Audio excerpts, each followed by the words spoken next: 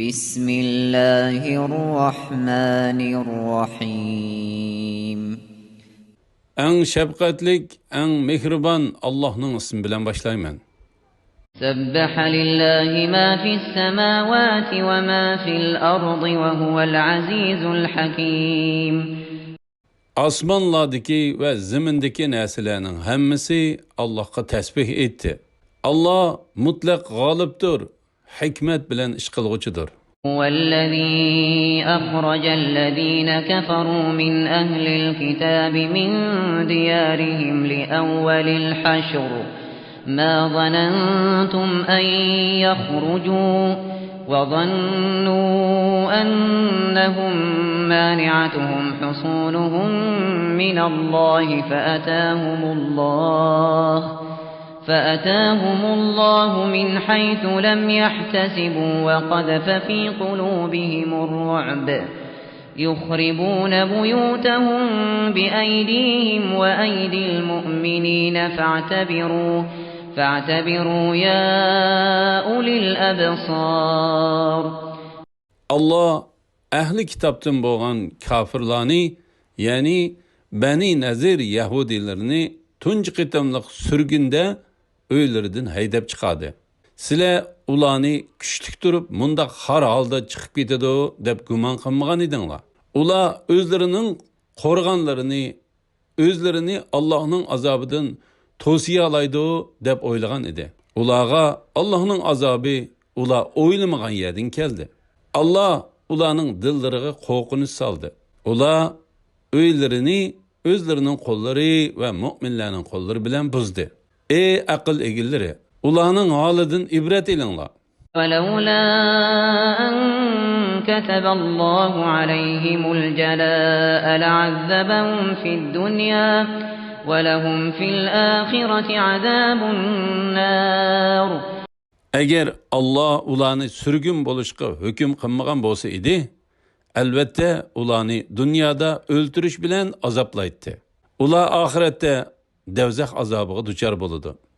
ذلك بأنهم شاقوا الله ورسوله ومن يشاق الله فإن الله شديد العقاب.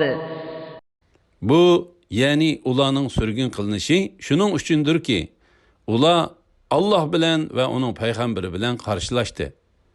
Kimi ki Allah bilen karşılaşı diken şüphesiz Allah onu katlık cezalaydı. ما قطعتم من لينة أو تركتموها قائمة على أصولها فبإذن الله وليخزي الفاسقين. Ey Müslümanlar! Sile meyli Beni Nazir'nin hormalarını kesinla, meyli onu burun kıpeti öğür kaldırınla, hemmesine Allah ruhsat kılıdı. Allah'ın ruhsat kılışı, Allah'ın itaatinin çıkıcılarını, yani Yahudilerini resva kılış üçündür. وَمَا أَفَاءَ اللَّهُ عَلَى رَسُولِهِ مِنْهُمْ فما أوجفتم عليه من خيل ولا ركاب ولكن الله يسلط رسله على من يشاء والله على كل شيء قدير.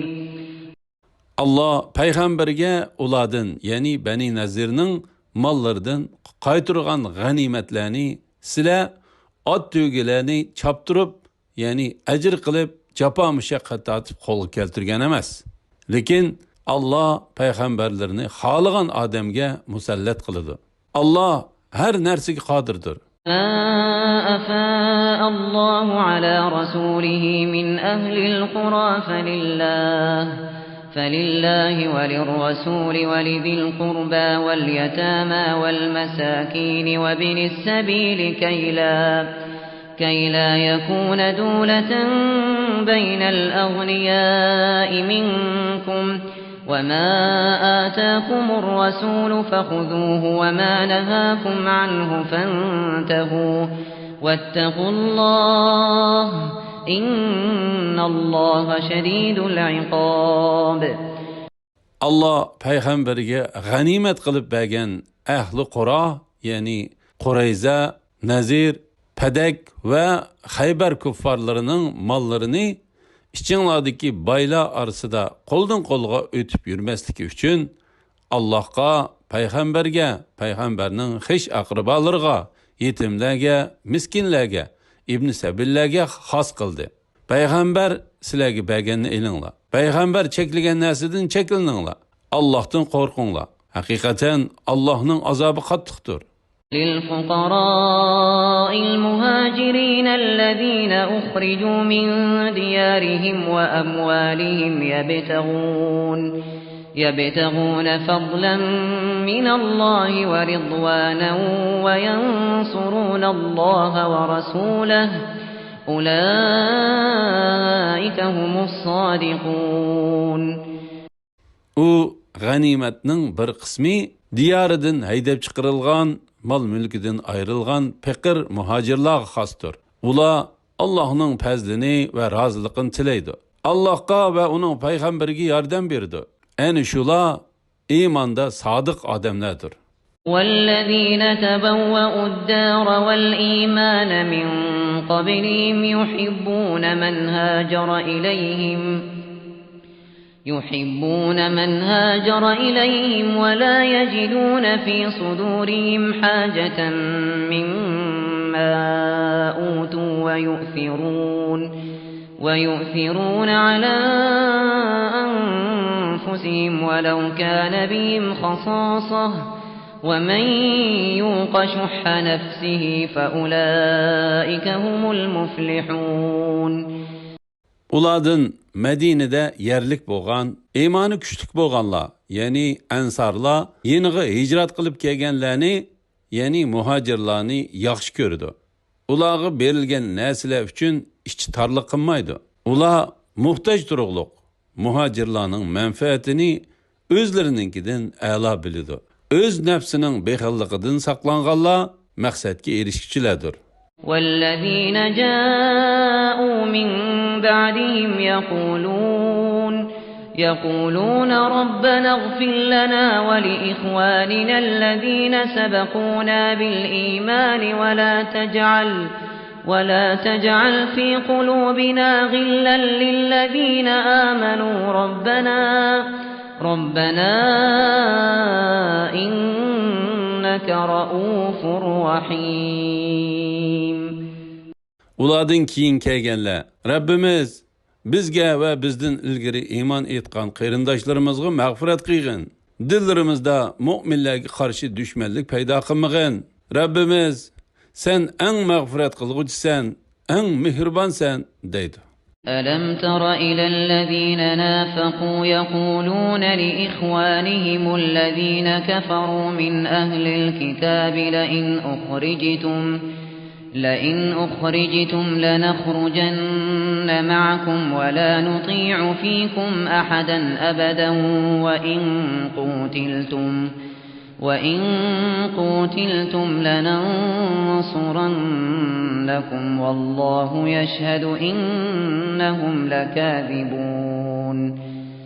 Münafıqlarning o'zlarining Muhammad sallallohu alayhi vasallamning payg'ambarligini inkor qilgan ahli kitob birodarlarga, yurtinglardan chiqarib etilsanglar, biz cho'qim sizlar bilan birga chiqib ketamiz. Hargiz sizlarning zininglar hisobiga boshqa odamga itoat qilmaymiz. Sizlarga urush echilsa, cho'qim sizlarga yordam beramiz deyishganligini ko'midingmi? Alloh guvohlik berdiki, munofiqlar cho'qim yolg'onchilardir. لئن أخرجوا لا يخرجون معهم ولئن قوتلوا لا ينصرونهم ولئن نصروهم ليولن الأدبار ثم لا ينصرون. Eğer ula haydab chiqarilsa, munofiqlar ular bilan birga chiqmaydi. Eğer ularga urush echilsa, munofiqlar ularga yordam bermaydi. Bergen takdirdimi yüz örüp kaçıdı. Ehli kitap yardımga erişelmeydi. لأنتم أشد رهبة في صدورهم من الله ذلك بأنهم قوم لا يفقهون. Şübhisizki sizler ularning dillarida Allohga qaragandimi qo'rqinchliq sizlar. Ya'ni ular sizlardan Allohdan qo'rqqandimi bak qo'rqidi. Bu shuning uchundirki, ular Allohning ulug'ligini tushunmaydigan qavmdir. لا يقاتلونكم جميعا إلا في قرى محصنة أو من وراء جدر بأسهم بينهم شديد تحسبهم جميعا وقلوبهم شتى ذلك بأنهم قوم لا يعقلون. Ular faqat mustahkam shahar ichida yoki tamlarning orqasida tug'andilar, ondan sizlarga qarshi birlashib urush qila oladi. Ularning urushi o'z ichida qattiqdir. Ularni o'm deb o'ylaysan, halbuki ularning dillari tarqoqdir. Bu shuning uchundirki, ular tushunmaydigan qavmdir. كمثل الذين من قبلهم قريبا ذاقوا وبال أمرهم ولهم عذاب أليم. Ular, yani Yahudiler, ulardan ilgiri yaqindili o'tgan qilmishlarining vabolini tetiganlarga, yani mushriklarga o'xshaydi. Ular oxiratda qattiq azobga duchor bo'ladi. كمثل الشيطان إذ قال للإنسان اكفر فلما كفر قال إني بريء منك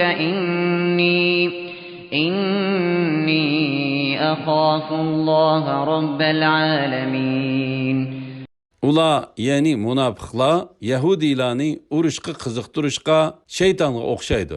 O'z vaqtida shayton insonga kofir bo'lgin dedi. İnsan kafir bo'lgan chaqda shayton men sendan ado judaman. Men haqiqatan olamlarning Robbi Allohdan qo'rqaman dedi. فكان عاقبتهما أنهما في النار خالدين فيها وذلك جزاء الظالمين.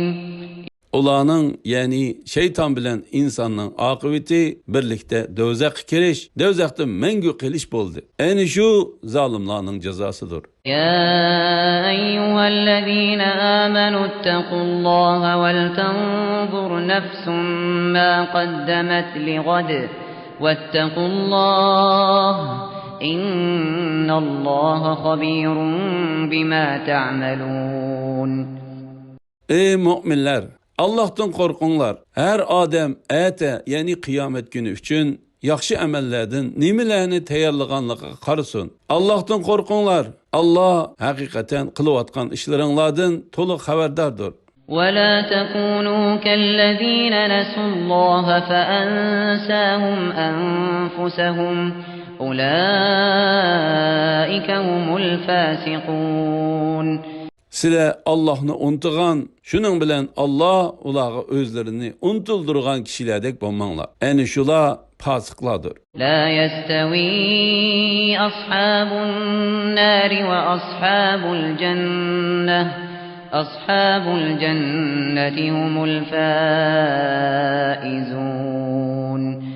Ehli devzak bilen ehli cennet kıyamet günü beraber bulmaydı. Ehli cennet bolsa maksatga erişkiçilerdir.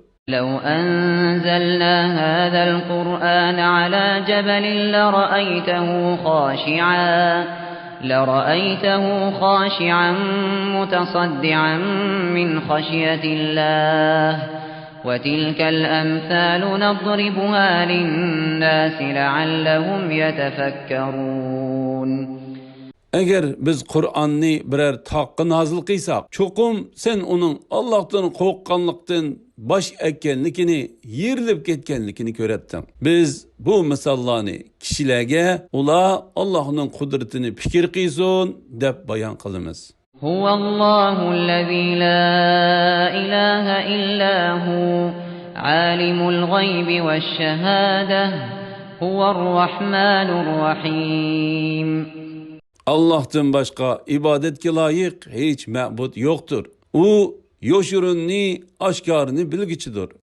O en şefkatliktir, en mihribandır. Yani dünya ve ahirette ken rahmet igisidir. Huvallahu'l-lezî lâ ilâhe illâ huvel-melikul kuddusus-selâmul mu'minul muheyminul azîz el-azîzul cebbârul mutekebbir Subhanallâhi ammâ yüşrikûn.